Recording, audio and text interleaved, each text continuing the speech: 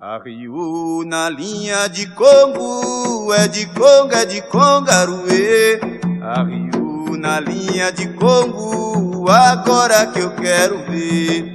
Arriou na linha de Congo. Olá, eu sou Douglas Rainho, idealizador e autor do blog Perdido em Pensamento, apresentador do podcast Papo na Encruza, onde nós falamos sobre macumbarias com um pouquinho de humor. Também sou instrutor do Núcleo de Estudos Sapienza e faço também meus trabalhos caritativos de mediunidade, trabalhando com a Umbanda na Casa de Caridade Nossa Senhora Aparecida, onde eu ocupo o cargo de pai pequeno. Estou aqui neste workshop, nesta palestra, para passar um pouquinho para vocês sobre o que é a Umbanda, perspectiva histórica da Umbanda, o porquê nós temos diversas Umbandas, o porquê nós podemos considerar esta uma das religiões mais brasileiras que existem. Espero que vocês curtam esta exposição. Lembrando que antes de começar a absorver os conteúdos aqui, é sempre bom esvaziar um pouquinho o copo, tá certo? Então a gente vai começar aqui primeiro fazendo a exposição do que é classicamente aceito, ortodoxamente aceito dentro das práticas umbandistas. Nós temos como, digamos, oficial a fundação da Umbanda feita pelo médium Zélio Fernandino de Moraes no dia 15 de novembro de 1908. Ou seja, poucos anos após a abolição da escravatura e também da mudança de governo da monarquia para a república. Era um período um tanto quanto conturbado. Ainda pré-Primeira Guerra Mundial, o Brasil enfrentava diversas mudanças dentro da sua estrutura econômica e tínhamos como capital do Brasil, capital do nosso país, tínhamos a cidade do Rio de Janeiro. É dito que Zélio Fernandino Moraes tinha certos problemas de saúde, era cometido de problemas de saúde e nada resolvia o seu problema. Ele procurou médicos, procurou terapeutas, até um padre acabou sendo chamado para tentar fazer um exorcismo com ele, pois dizia que aquele jovem de 17 anos tinha manifestações muito estranhas. Ora ele parecia que era um velho caminhando, curvado, ora ele parecia um lépido guepardo, leopardo, onça, parecia que ele tinha toda a velocidade e agilidade de um felino. Falava de formas estranhas e parecia estar acometido realmente de vários tipos de problemas mentais. Numa dessas andanças, da família de Zélio, foi-lhe aconselhado a visitar um centro espírita, a Federação Espírita de Niterói, na época, onde o mesmo foi convidado a estar entre os presentes da mesa. Isso é uma versão bem reduzida da história da Umbanda e você pode encontrar isso em vários livros sobre essa versão. Os livros do Diamantino Trindade são fantásticos sobre isso, são vários livros, 4 ou 5 livros contando a história da Umbanda. Neste dia, o jovem Zélio Fernandino de Moraes, com apenas 17 anos, acomodou-se na mesa espírita para o começo dos trabalhos espiritualistas e antes da leitura do Evangelho, o mesmo se levanta falando que havia faltado uma flor naquela mesa. Voltando, ele coloca uma flor branca no centro da mesa e começa a se passar de uma forma um pouco estranha a manifestação. Os membros da mesa, eles acharam estranho a forma como aquela manifestação espiritual se dava naquele jovem. Parecia que havia um homem falando com trejeitos muito próximo dos nossos indígenas, de um jeito um pouco mais caboclo de ser. Então, um dos interlocutores da mesa perguntou quem ele era, e ele respondeu: se preciso ter um nome, serei chamado de Caboclo das Sete Encruzilhadas, pois para mim não existem caminhos fechados.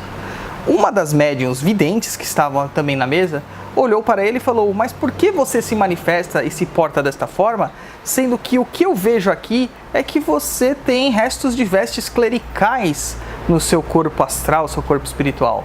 E o mesmo disse: uma de minhas encarnações, ainda muito rica, muito viva em minha mente, é a de quando eu fui um padre jesuíta. Hoje, porém, eu tive a oportunidade recentemente de nascer aqui, de encarnar aqui como um caboclo brasileiro. E desde então eu agradeço a essa missão e me apresento como tal. Ainda sendo questionado na mesa sobre as suas intenções, o próprio Caboclo das Sete Encruzilhadas, incorporado no Zélio, perguntou: por que vocês não permitem que índios e homens da terra, homens negros, se manifestem, né, dentro desta mesa. E lhe foi dito que não era local para espíritos atrasados.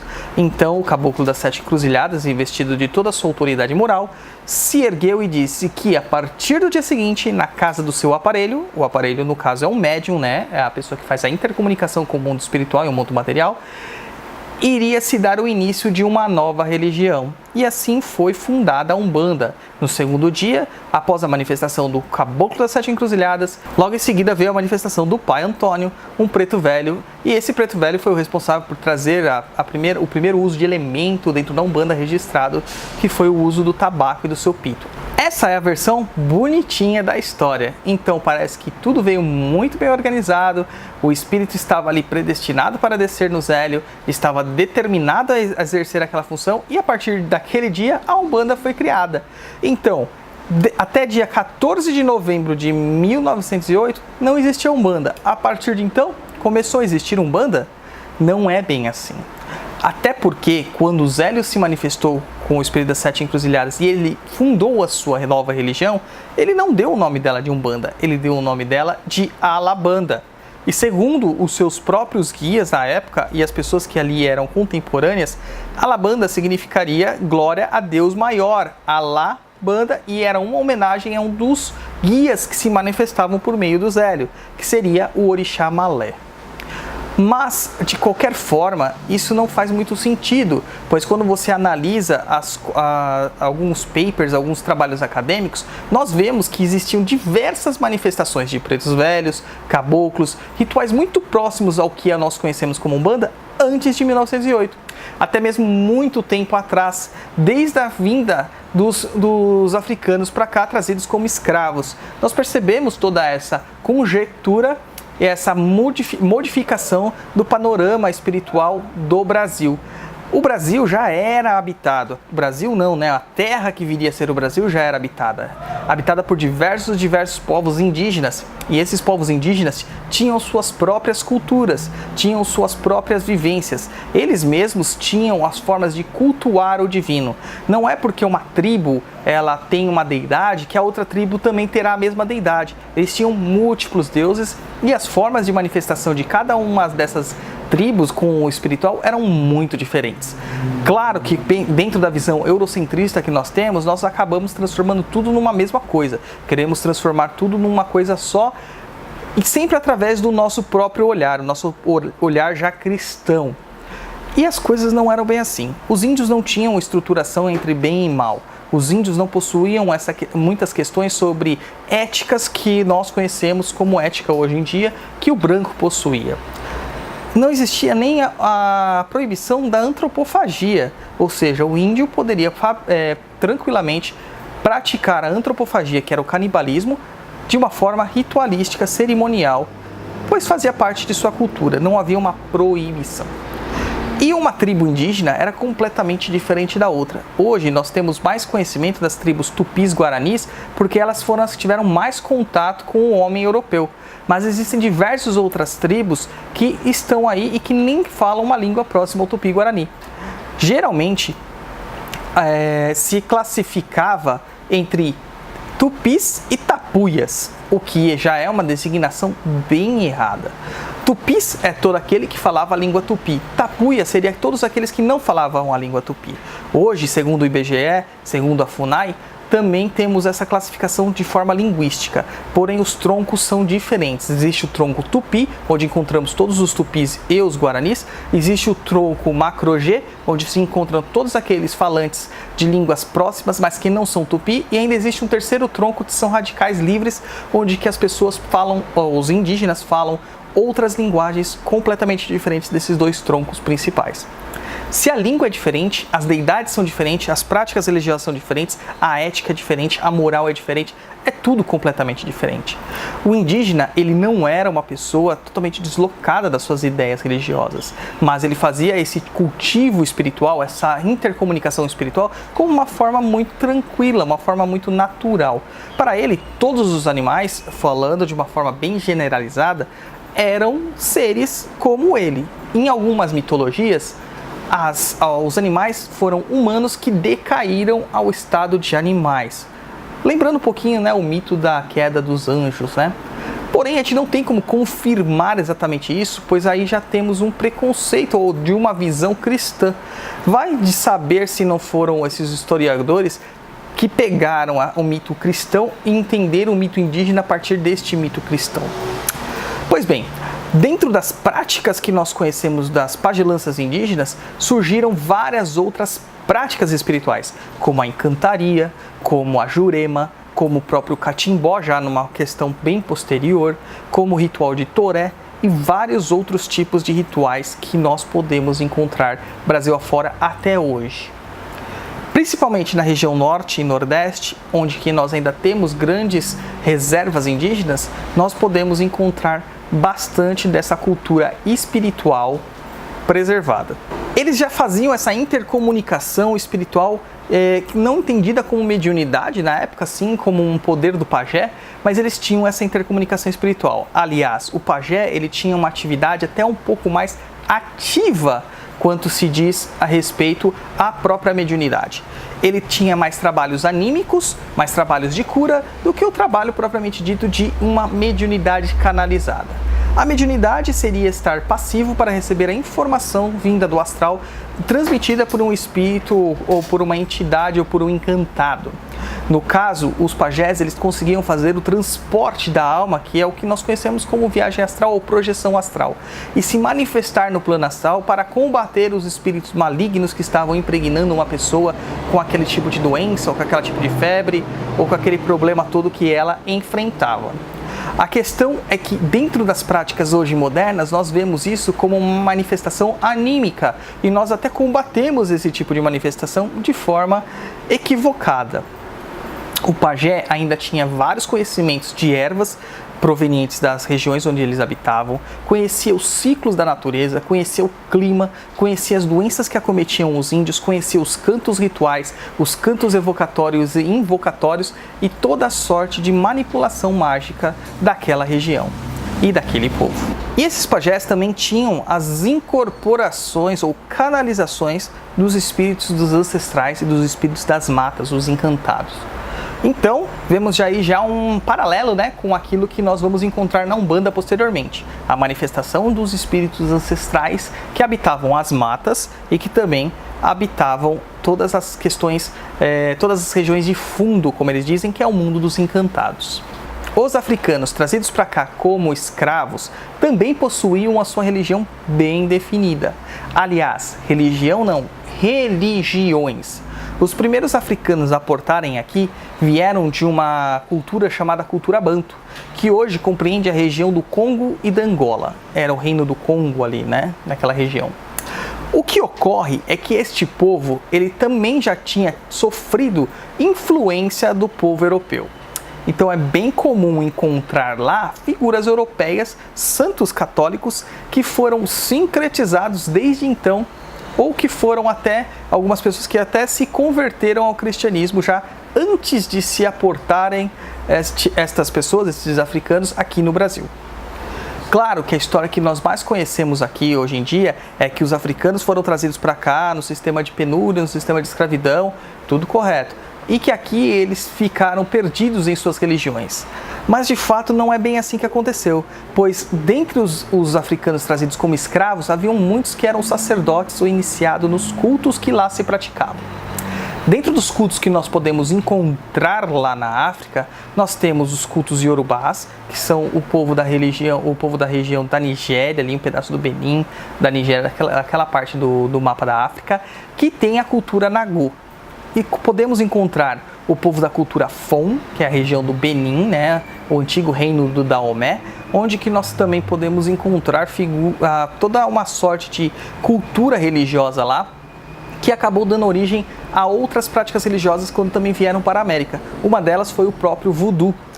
E também podemos encontrar as práticas banto com o nome de quimbanda ou umbanda. No caso, se escreve mbanda, né? No caso, em quimbundo, que é uma das linguagens faladas naquela região. Então a Umbanda, muitas vezes falada como Umbanda, já era praticada na África. Porém, Umbanda significa um sistema de cura, de tratamento, muito parecido com o que os pajés tinham aqui na terra que viria a ser o Brasil. De qualquer forma, também havia o trabalho de manipulação mágica com ervas, com minérios, com rezas, orações, cantos, evocações, danças e também a comunicação com os ancestrais. O sacerdote que trabalhava nesta Umbanda, ou Imbanda no caso, era o conhecido como Tatá, que na linguagem Kimbunda quer dizer pai. E ele também era conhecido pelos outros como Kimbanda. Então, o cara que pratica Umbanda é o Kimbanda. E isso veio aqui ao Brasil dar origem à palavra quimbandeiro ou quimbandista, que é mais desconhecida, mas tem pessoas que falam assim. O quimbandeiro nada mais é do que um sacerdote de Umbanda, lá da Angola e do Congo. Claro que toda essa religião sofreu uma transmutação aqui no Brasil. Houve essa mistura de influências, mistura de culturas que acabaram originando posteriormente o que nós conhecemos hoje como Umbanda. A Quimbanda, que nós ouvimos muito falar por aí, que tem Quimbanda com Q, Quimbanda com K, ela é uma mistura também de várias dessas influências e que não é o escopo muito deste workshop aqui, dessa apresentação. De qualquer forma, nós ainda temos uma outra influência que viria a aportar aqui no Brasil. Um pouco depois até, além da influência católica, claro que já era existente aqui, que já fora trazido com os portugueses, os espanhóis que habitavam essa terra aqui da América, mas também nós tínhamos outras influências posteriores, que seria a influência do espiritismo francês. Só que o espiritismo francês tem uma categorização um pouco até elevada perante a sociedade. Ele era visto como uma brincadeira da alta sociedade, desde a época de Paris, com as mesas rodantes e com toda aquela comunicação que era tida como um entretenimento. Quando Kardec começou a se interessar pelo assunto, ele começou a se interessar para desprovar, para provar, na verdade, que aquilo era uma fraude. E ele acabou sendo convencido de que existiam inteligências por trás daquelas respostas, daquelas batidas que as mesas davam, e a partir daí estruturou toda uma doutrina, uma ciência, que seria o Espiritismo. Quando o Espiritismo aportou aqui no Brasil, ele sofreu também grandes influências católicas, principalmente de um setor pseudo-espírita chamado Holsteinismo, que advém do principal livro de Holstein, né, que é Os Quatro Evangelhos. Juntando toda essa mistura, essa miscelânea, e mais o conhecimento popular das pessoas, haviam práticas de Umbanda sem o nome de Umbanda.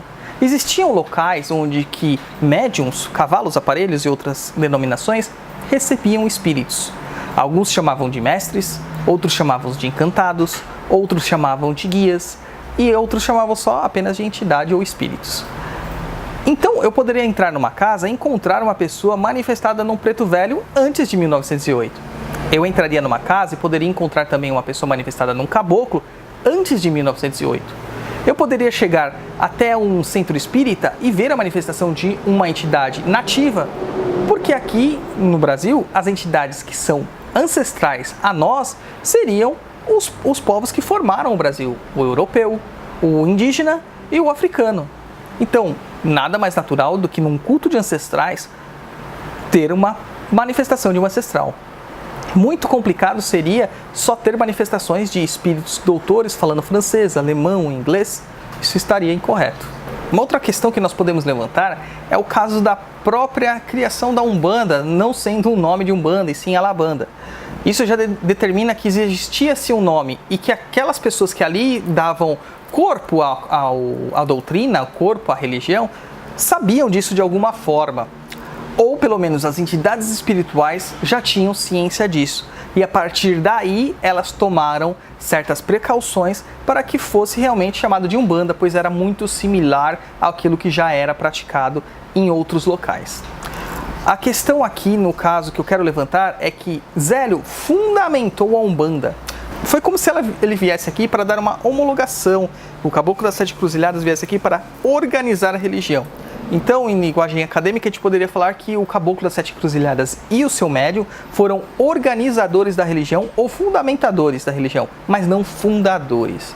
Isso se dá até por histórias que nós encontramos por aí, que antes mesmo da fundação da Casa Espírita, da Tenda Espírita Nossa Senhora da Piedade, que foi a primeira tenda espírita fundada por Zélio Fernandino de Moraes, nós encontrávamos cabanas, tendas, terreiros e outras coisas mais, com os mesmos tipos de manifestação. E que nunca haviam ouvido falar de Zélio Fernandino de Moraes, porque também nem tinha sido ainda a manifestação do Caboclo das Sete Encruzilhadas, e posteriormente a mesma coisa. Devemos entender em épocas de internet que a comunicação não era tão rápida. Então uma mensagem, mesmo o Rio de Janeiro se tornando uma capital, sendo a capital do nosso país na época, a capital da República, a comunicação até os rincões mais distantes do Brasil não era tão simples, não era tão rápida. Então nós tínhamos, por exemplo, casas espalhadas por todo o Brasil que também praticavam algo similar ao que o Zélio praticava e que não tinham conhecimento do Zélio. Posso dizer isso de cátedra, pois a casa onde eu trabalho, a Casa de Caridade Nossa Senhora Aparecida, ela é uma dessas casas. A nossa casa tem mais de 60 anos de existência e ela já é derivada de uma casa anterior e que também é derivada de uma casa ainda anterior. Se nós formos pegar aí uma média de tempo cronológico aí para analisar os tempos de fundação das casas, da anterior a 1908. E desde então, eu conheci o fundador dessa casa é onde eu trabalho, e ele nunca havia ouvido falar sobre Zélio Fernandino de Moraes quando da fundação da sua casa espiritual, sua tenda espírita ou seu terreiro de Umbanda, o nome que você quiser dar. Mas as práticas eram muito similares. O que ocorre é que a Umbanda é uma religião multipolarizada, multicultural. Não existe um quórum, não existe um colegiado, não existe uma estrutura assim primordial, um livro sagrado que dita as regras, um colegiado que dita as regras de como a religião vai proceder. O que nós temos de fato são instruções advindas dos guias chefes do terreiro. Uma casa espiritual, uma casa de Umbanda, ela geralmente é formada por meio da missão do seu médium de frente, o seu médium de sacerdote, o seu médium dirigente. O médium dirigente, propriamente dito, ele recebe essa missão após o desenvolvimento da sua faculdade mediúnica da espiritualidade. E esse, preparado por um médium anterior, ele coloca à disposição da espiritualidade um novo foco de luz, um novo foco de trabalho para a sua casa que estará sendo criada. Só que, mesmo que este médium tenha sido feito por um outro pai de santo, um outro pai espiritual, nem sempre as regras da casa dele serão iguais à casa anterior. Isso se dá porque quem manda em cada uma das casas é o guia-chefe do terreiro, que geralmente também é o guia-chefe de coroa de cada médium dirigente. O que nós podemos notar aqui é que com o Zélio também ocorreu isso. Zélio fundou 7 casas diferentes e nós fomos analisar pela história. E cada uma dessas casas se portavam de formas diferentes. A Umbanda de Zélio, dentro dos nossos estudos, ela é conhecida como Umbanda branca e de demanda. Esta Umbanda branca e de demanda, ela tem uma constituição um pouco diferente da Umbanda que nós conhecemos hoje em dia. Ela tem as 7 linhas de Umbanda, trabalhavam com as 7 forças, a incorporação, o uso de elementos, práticas cristãs, práticas africanas, práticas indígenas. Porém, a gente tinha algumas coisas que são diferentes das outras. Por exemplo, não se usavam velas coloridas. Não se usava o atabaque. Todo tipo de cantoria era feito ao bater de palmas. As primeiras manifestações se davam em torno de uma mesa. O médium sentava na mesa, o guia incorporava na mesa e ali permanecia. Isso foi mudando com o tempo. Depois da década mais ou menos de 1940, houve uma invasão da cultura Nagô e Yorubá dentro das práticas umbandistas que de raiz são influenciadas muito pela cultura banto. E que daí vieram vários tipos de africanidades que são mais distintas, mais distinguíveis dentro de alguns tipos de candomblé, por exemplo, candomblé Queto, o Jeje Nagô e candomblés mais próximos daquela região da Nigéria. Então, se você for perceber, então, continuando a história da Umbanda do Zélio, Uma das tendas, a tenda espírita de São Jorge, ela tinha uso de atabaques. Dentro da tenda de Zélio era proibida a manifestação, ou teoricamente proibida, Zélio evitava a manifestação de Exus e pombagiras. Dentro da tenda espírita São Jorge e de outras tendas, a manifestação ocorria. A tenda espírita passou, após o desencarne do Zélio, para as suas filhas. E elas tinham manifestações de Exu, coisa que o próprio Zélio era contrário. Mas isso se decorreu porque a chefia da casa também mudou. Então, as estruturas de cada uma das casas, as liturgias, as ritualísticas vão ser muito distintas conforme cada um daqueles que fundarem cada uma das casas. Zélio fundou 7 casas, 7 tendas, as 7 tendas principais. Dessas 7 tendas que eu tenho conhecimento, apenas 2 continuam em atividade. Além destas 2, Zélio também é tido como aquele que fez Benjamin Figueiredo, o médium do Caboclo Mirim, que viria dar origem a uma nova Umbanda, uma nova vertente de Umbanda, como nós costumamos chamar a denominação diferente de Umbanda, que foi a Umbanda esotérica do Caboclo Mirim, a Umbanda Mirim, que modificava um pouco da estrutura básica das 7 linhas de Umbanda e haviam diversos outros tipos de proibições. Uma das coisas que ele colocava como imperativa era o uso de sapatos, coisa que outros médiuns não faziam, outras vertentes não faziam. Também era colocado todo o tipo de manifestação mediúnica de forma que a pessoa recebia o espírito ou incorporava de pé e não mais na mesa. Além disso, foi instituído um certo grau de estudo e graus de manifestação e de dedicação para que a pessoa alcançasse o grau último, que era de Morubixaba, que seria o grau de médium dirigente, preparado para abrir a sua própria casa. Nós temos aí diversas outras umbandas que surgiram depois e que não tiveram muita relação com a umbanda primordial que o Zélio praticava. Primordial, digo assim, por uma questão só de estudo, né, para a gente ficar bem situado sobre o que nós estamos falando. Existia outra vertente de umbanda muito clássica na década de 90, começou na década de 70, 80, ainda perdurou até a década de 90, que seria a umbanda esotérica ou a umbandã feita pelo W.W. Mata e Silva, um grande escritor umbandista. A Umbanda de Mata e Silva era uma umbanda bem diferente da Umbanda de Zélio Fernandini de Moraes. Por exemplo, os pontos riscados dentro da Umbanda Branca de Demanda, né, ela era feita de uma forma até simplória, com símbolos muito claros e muito clássicos. Por exemplo, uma estrela, um sol, uma lua, uma flecha, uma folha e coisas do tipo. Na Umbanda do Mata e Silva, a lei de Pemba dele, o ponto riscado dele, é feito de uma forma totalmente cursiva e que tem muito apelo, oriental. Tem um apelo até indiano dentro das culturas colocadas como influenciadoras da Umbanda esotérica, a Umbandã do Mata e Silva. Ele também modificou um pouco as 7 linhas de Umbanda e colocou linhas chamadas linhas de Iori e linhas de Iorimã, que seriam linhas de pretos velhos e crianças, como uma manifestação de entidades claramente encabeçando uma das linhas, algo que o próprio Caboclo Mirim já tinha feito com a linha de Ofá, que era a linha dos pretos velhos. E a estruturação dentro da prática da Umbanda esotérica também era diferente. A forma de fazer o ritual, se você olhar um congá, né, um altar da Umbanda esotérica, é tudo muito mais claro, tudo muito mais minimalista.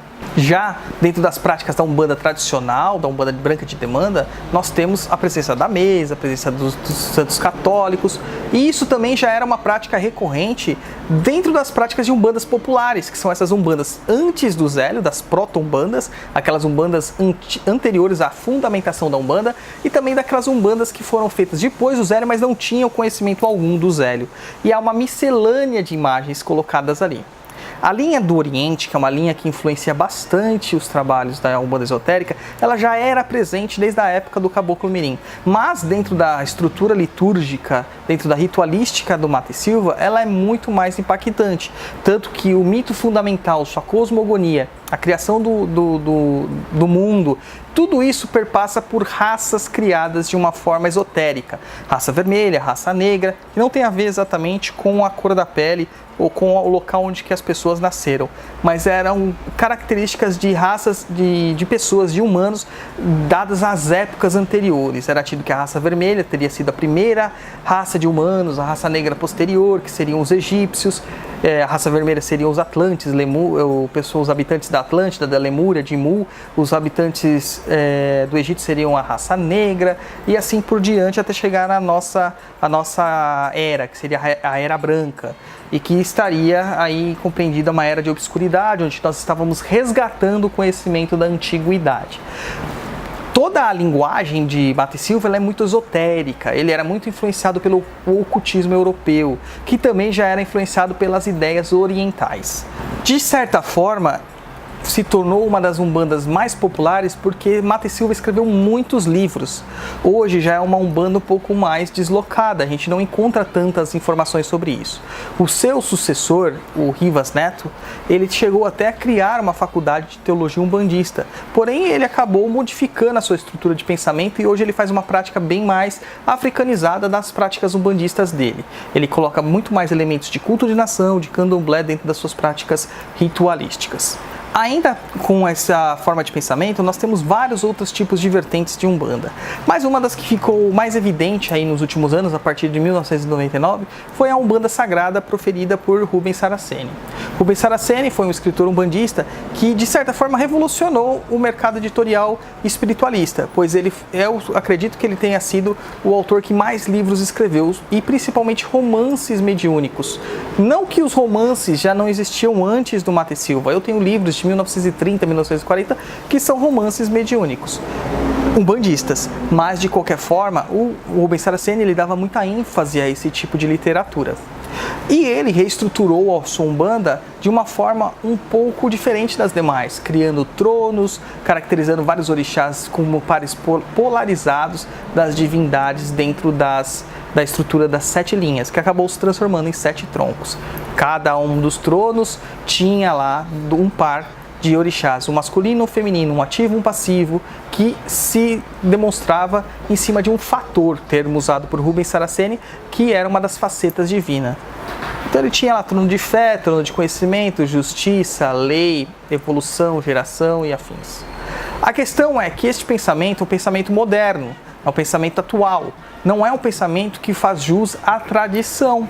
Então você não vai encontrar livros que tratam deste assunto lá em 1908, 1910, 1920, 1930, muito menos antes disso. As umbandas mais conhecidas mesmo das pessoas, do povão, é a umbanda popular. É aquela feita na casa, aquela feita no fundo de quintal, na garagem, onde se deslocam os móveis e acaba se chamando as entidades para o trabalho. Não existe umbanda real ou umbanda irreal. Não existe umbanda verdadeira ou umbanda falsa. O que existe é práticas de umbanda que se enquadram ao seu perfil. A umbanda não tem uma característica ali, um corpo, como eu disse, para gerenciar a sua estrutura. Mas ela tem um direcionamento, digamos assim, que seria um tripé. A umbanda tem que ter 3 qualidades. Ela tem que praticar a caridade, ela tem que ser simples e ela tem que ser humilde. Se você vai a um terreiro de umbanda onde que há opulência, desconfie deste local, porque talvez ele não siga as diretrizes básicas da umbanda, que era um local para se manifestar espíritos que não tinham voz. Se você vai lá em um local, um terreiro de umbanda, e este terreiro de umbanda não tem a simplicidade adequada, a humildade adequada e não pratica a caridade, ou seja, as consultas elas podem ser cobradas, tem que desconfiar, porque a prática de umbanda ela recai na caridade e na gratuidade dos atendimentos. Doações espontâneas são bem-vindas. Doações espontâneas são até interessantes para se manter a estrutura do terreiro. Mas quem tem obrigações para com a casa espiritual não são os visitantes, os consulentes, os assistidos, e sim o corpo mediúnico, aqueles que estão indo lá para manifestar o seu trabalho, o seu tipo de mediunidade, o seu desenvolvimento mediúnico. Ainda falo mais que a questão do desenvolvimento da mediunidade, ele não pode ser feito de uma forma com intenções financeiras. A mediunidade geralmente é algo missionário, algo para se aprender, algo para ser mais benéfico para a evolução daquele indivíduo, daquela entidade, daquele ser encarnado. Se eu crio problemas e dificuldades para que ele consiga desenvolver a mediunidade dele, eu não estou fazendo uma das coisas que a Umbanda prega, que é a caridade. Fazer cursos extras, todo mundo tem o direito de dar cursos extras, mas aqueles cursos que impedem você de trabalhar e desenvolver sua mediunidade, eu sou contrário. Voltando do parênteses feito aqui, né? A Umbanda hoje é uma religião de massa. Nós podemos encontrar diversos terreiros à disposição por aí e é uma religião que chama muita atenção pela sua faceta mágica. Ao contrário de vários outros tipos de religiões, onde nós temos manifestações espirituais, mas nós não vemos a magia acontecendo, a Umbanda, ela tem isso muito claro e ela até de certa forma, ela incentiva que seja feita a manipulação mágica na frente do consulente. De parte por um processo psicológico e outra parte para o consulente realmente ver que o trabalho está sendo feito. As entidades de Umbanda manifestadas nos seus médiuns, e não só de forma incorporada, mas de forma intuída, através da visão, através da clareaudiência, da clarividência, eles podem transmitir mensagens de amor, de paz, de acalento, de tranquilidade. Também podem fazer as suas mirongas, que seriam as suas magias, os seus feitiços, para trazer paz, calma e tranquilidade. Além disso, trabalha-se muito com a saúde, questões de emprego, questões de dinheiro, questões de problemas mentais, questões diversas das dificuldades que o ser humano enfrenta no dia a dia. Mas acima de tudo, a Umbanda, a Umbanda prima pela manifestação da reforma interior, pelo desenvolvimento da sua evolução moral, da sua evolução intelectual. Ao mesmo tempo que você tem que se desenvolver intelectualmente, aprendendo, compreendendo, entendendo e aplicando, você também tem que se desenvolver moralmente, ajudando, sendo caritativo, lutando contra suas paixões inferiores, aprendendo a ouvir, aprendendo a se calar. Tudo isso é muito bem definido dentro de um terreiro de Umbanda, pelo menos os terreiros de Umbanda tradicionais. Porém, nós devemos sempre procurar as ritualísticas para nos dar suporte a essas práticas. Não se aconselha dentro de uma prática de Umbanda só praticar o estudo de um evangelho no lar, por exemplo, mas se aconselha também a desenvolver aquilo que nós chamamos de mergulho à vivência de terreiro, ao pé no chão do terreiro. É você trabalhar ali como Cambone, estando ao lado de uma entidade, o Cambone é o assistente da entidade, ouvindo as necessidades daquela entidade, ouvindo o que aquela entidade pede para você fazer, ouvindo as lições que a entidade te passa, ouvindo os pedidos que o consulente passa e tudo mais. Muitas vezes o Cambone, ele se sente numa posição assim, inferior, porém ele está sendo o mais privilegiado de tudo, pois ele está tendo a oportunidade de receber diversos tipos de ensinamento ali em uma noite de gira. Ao contrário de um consulente que chega e tem ali alguns minutos só para falar com a entidade, o Cambone ouve a entidade falando e transmitindo toda a sua sabedoria durante todo o tempo que ela passa ali ao lado. 2, 3, 4 horas de gira ou 4 horas de trabalho, como é normalmente feito dentro de um terreiro de Umbanda sério. Então o Cambone, ele pode vir a ser preparado para ser um próximo médium, um médium de incorporação, um clareaudiente, clarividente. Pode, alguns são realmente. Alguns se transformam em médios de transporte para darem choques anímicos, para fazer puxadas, que seria a incorporação de espíritos negativos ou obsessores, para que ele tome um susto, entre aspas, com a energia anímica, com a energia da vida, e ele possa ser doutrinado. Ele pode ser apenas o zelador da casa, ajudando nas limpezas, ele pode ajudar a fazer as festas que a casa necessita, ele pode vir a ser Cambone o resto da vida sem manifestar a mediunidade, e ele não deixará de ser um bandista. Ser um bandista não é manifestar a incorporação. Nem todo umbandista precisa incorporar, nem todo umbandista precisa estar lá. O que o umbandista precisa fazer é ter fé. O umbandista precisa ter caridade, doação. O umbandista precisa ter amor por aquilo que faz. E ao contrário do que outras religiões pregam, isso não é um proselitismo, é um fato. Na Umbanda não se pede conversão. Então o consulente que vai lá até nós, à procura do guia, à procura do dirigente da casa, à procura dos médiuns que lá estão, ele não precisa ser um bandista. Ele pode ser católico, ele pode ser judeu, ele pode ser muçulmano, ele pode ser o que ele quiser, mas ele pode ir lá conversar com uma entidade. Digo isso de vivência, realmente de terreiro, pois lá na nossa casa eu já tive a oportunidade de atender muçulmanos, judeus,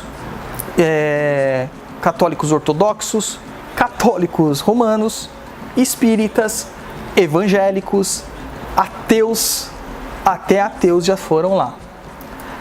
Foram mais por curiosidade, mas não importa. Ele é atendido, não é feito qualquer tipo de doutrinação nele para que ele acredite em Deus. A Umbanda é uma religião livre, uma religião que preza muito pela liberdade. Por isso que cada casa é um universo à parte, é um universo totalmente seu e único.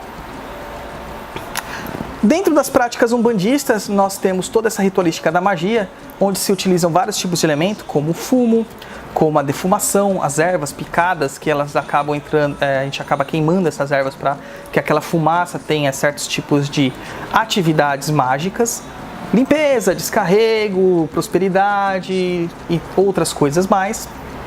Nós temos o uso de líquidos, como a lavagem de chão, o uso de perfumes, o uso de bebidas.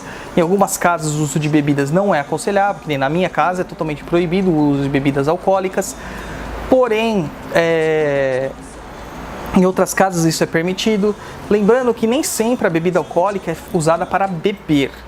De fato, a bebida é utilizada nos pontos das entidades como um desagregador astral. Porque nós temos que entender que assim como é acima, é abaixo. Se o álcool ele tem propriedades antissépticas na matéria, ele também vai ter propriedades antissépticas no plano astral. Só a contraparte astral do álcool também é antisséptico. Então se trabalha com essas relações, com essas magias simpáticas e empáticas dentro da Umbanda. É muito comum você ver um guia, um preto velho, um caboclo, um exu, um herê, riscar um ponto, fazer desenhos, colocar velas, colocar algum tipo de bebida, colocar ervas, colocar flores. E esse desenho é ativado, rezado, conjurado, e aí ele já está trabalhando para aquele consulente ou para uma questão mais macro assim, de todo o terreiro. Também é muito comum fazer esse tipo de ponto e colocar copos de água e nomes escritos dentro da água para que isso seja feito à distância. Então a magia da Umbanda, ela está nisso, no uso de elementos, no uso de ervas, no uso de líquidos, no uso de velas coloridas, no uso de perfumes, no uso de fitas, de laços, de frutas, de oferendas, no uso de ponteiras. Todos esses elementos juntos formam esta magia empática e simpática, uma magia elemental, uma magia natural da Umbanda. Porém, as práticas mágicas dentro da Umbanda são diversas, porque se nós analisarmos, o caboclo que se manifesta lá, que seria ou um indígena ou um mestiço descendente entre branco e índio, né, europeu e índio, ele não era um bandista. Então ele vai trazer as práticas que ele conhecia da época que ele estava encarnado ou que ele aprendeu após o desencarne no astral. Um preto velho, da mesma forma. É até curioso, porque os pretos velhos, geralmente, eles têm nomes católicos. Então, é a figura mais clássica do brasileiro. É aquele senhorzinho que passou anos, assim, na batalha, na luta diária, e que é um católico, como eram as pessoas no início do século.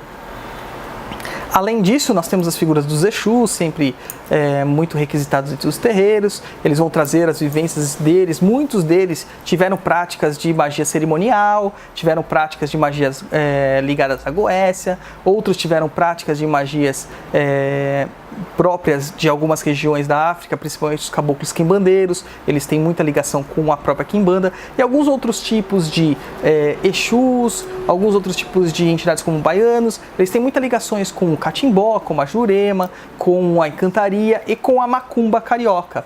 E aqui eu quero colocar aqui para vocês que a macumba não é apenas um instrumento ou uma árvore, uma madeira, como muitos falam aí.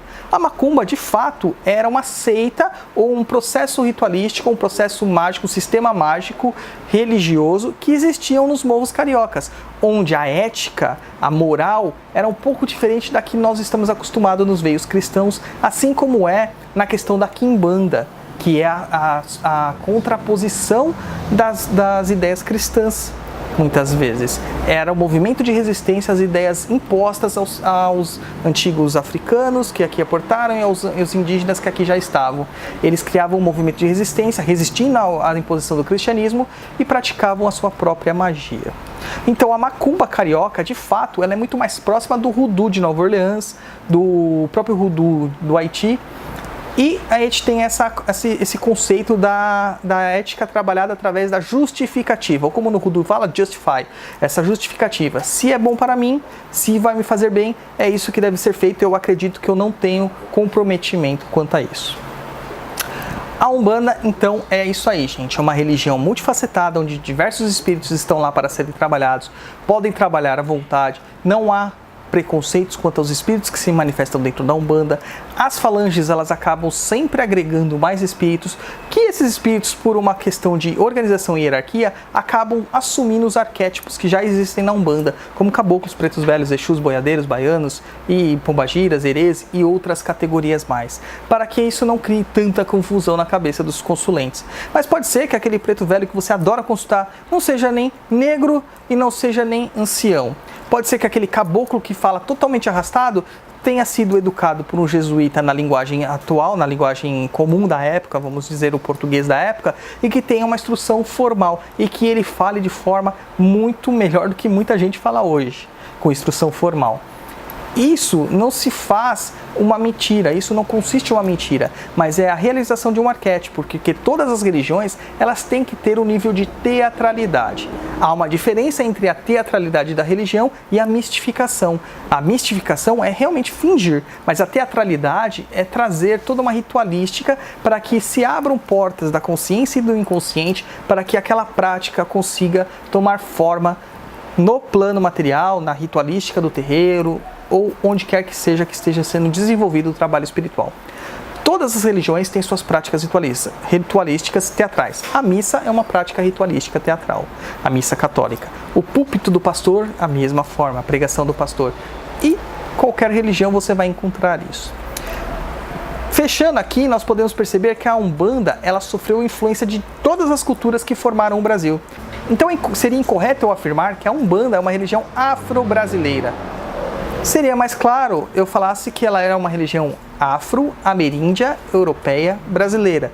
Mas para traduzir tudo isso, eu digo que a Umbanda é brasileira. A Umbanda, ela é feita por brasileiros. Essa Umbanda que nós praticamos no Brasil é Umbanda brasileira. Assim como nós, brasileiros, ela tem todas as nossas qualidades e os nossos defeitos. Nunca procure um terreiro de Umbanda procurando achar lógica e coerência. A Umbanda tem as suas próprias lógicas e coerências conforme cada uma das casas. E a Umbanda não é redondinha, a Umbanda é bem caótica. A Umbanda, ela é como a natureza, ela é bem caótica. Tá certo? Então, esta foi a minha exposição para vocês sobre a Umbanda, uma proto-Umbanda, a exposição do que seria a Umbanda no Brasil. Espero que vocês tenham curtido. Eu recomendo que vocês aprofundem nesse assunto. Não criem preconceitos falando que a Umbanda foi fundada por Zélio. Tentem entender aqui o conceito de fundação e fundamentação. Procure outros livros, procure outras informações. Veja aí, tem muitas informações hoje de muitas pessoas no YouTube, dando palestras, também com muitos livros que você pode comprar em Kindle, com versão física mesmo. Hoje está bem acessível a informação para quem queira. Eu recomendo também um livro, uma literatura do Reginaldo Prandi, ele é um organizador, nem tudo que está escrito ali é dele, que é o livro Encantaria Brasileira, o livro dos Mestres Caboclos Encantados, que é da editora Palas. Recomendo extremamente esse livro, fala bastante sobre esse processo antes da Umbanda, de outras religiões que têm essa cultura afro-brasileira também, influenciação dos índios. Também recomendo que você faça também uma investigação sobre os cultos do voodoo, da Maria Lionza, dos palos, das regras de palo, palo Mayombe, e outros palos que existem. Também recomendo que você faça um estudo do voodoo de Nova Orleans, do hoodoo de Nova Orleans, estudos sobre o próprio Hexcraft, que é uma outra estrutura também que utiliza-se de conhecimentos indígenas nativos americanos, mas com conhecimento dos antigos colonos que vieram da Alemanha para os Estados Unidos, e que você faça o seu próprio o seu próprio discernimento sobre tudo isso. Não aceite regras prontas, procure se informar. Não aceite só o que o pai de santo diz ali, ou o que o escritor religioso diz. Hoje existem diversos artigos acadêmicos à disposição. Com Google você tem acesso a diversos textos fantásticos falando sobre Umbanda, Candomblé, falando sobre essas outras religiões como Úbia, falando sobre Voodoo, que você pode ter contato, tá certo? Então é isso aí, gente. Espero que vocês tenham gostado, espero que vocês visitem lá nosso blog, que é lá no www.perdido.co, e também temos lá o canal de YouTube, o podcast Papo na Encruza e tudo mais que vocês queiram conhecer da gente, está linkado lá no blog. Meu muito obrigado e a gente se vê por aí. Saravá! Na sua aldeia.